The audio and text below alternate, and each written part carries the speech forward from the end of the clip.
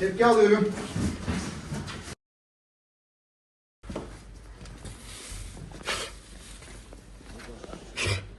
Renk, görünüm ve koku itibariyle uyuşturucu maddelerden skunk maddesi olduğunu değerlendirdiğimiz madde.